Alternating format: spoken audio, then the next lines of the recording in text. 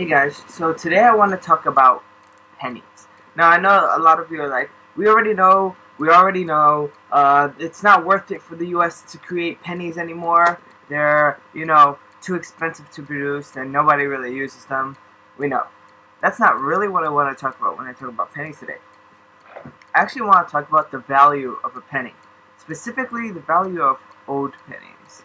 In 1982, there was a law that was passed that changed the metals in the penny from copper to like some tin, iron, brass mix. And what that law effectively did was made certain that all the pennies made before 82 were copper and all the ones after 1982 were not copper. What has happened is the value of copper as a metal, as a building material to make things, has risen so much that those copper pre-1982 pennies are actually worth more. The copper is worth more than the penny is. It's actually worth 249% more. So each penny before 1982, the value of the copper in the penny is worth about 2.5 cents. Nowadays, the metals in pennies are actually worth about 57% of a penny, so 0.57 cents. Which is nothing compared to the penny. The value of the penny is 1 cent in American currency. The value of the metal of the current pennies are worth less. The value of the metal in the old pennies are worth more. What does this mean? This means that if you could take a block of, let's say, $1 worth of pennies and melt it down to a copper bullion, then that dollar's worth of pennies melted down into copper bullion would be worth $2.49.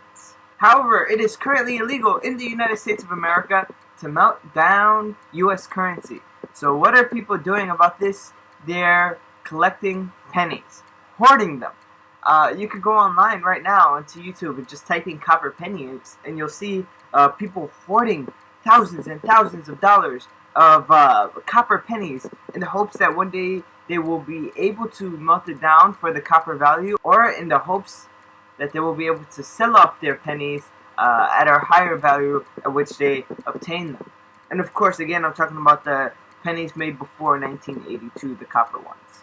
1982 is a very interesting year because in that year, half the pennies were made out of copper and half of them were made out of the brass tin mix. So how do you differentiate them? They look almost the same. Here's a fun trick.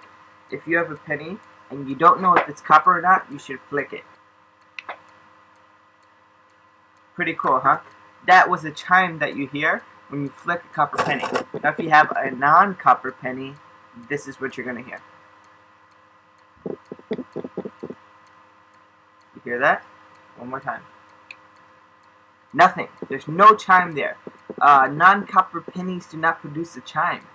Pretty interesting. So if you have a 1982 penny, you want to know if it's copper or not, simply flick it, make sure your nail really hits the penny, and don't flick it too hard that it flies across the room and is dangerous and you have to yell, duck and cover. That's not cool. One last thing before I go. I went to the Strand to try to buy Night Shift because I wanted to read Graveyard Shift by Stephen King, and they didn't have it. This is the biggest bookstore in New York, and it didn't have the book I wanted, so I actually put a hold on it so that if they did get it, I would get a phone call and say, hey, we got the book, you want to come purchase it.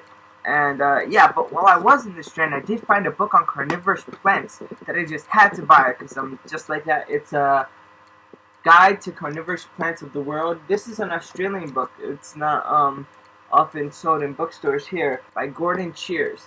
And it has beautiful, huge pictures. I mean, as for the number of carnivorous plants it represents, it's not as good a number as The Savage Garden by Peter D'Amato, but I bought this book because it has beautiful, huge pictures. I mean, like, pictures like this are really, compared to my face, you know what I mean?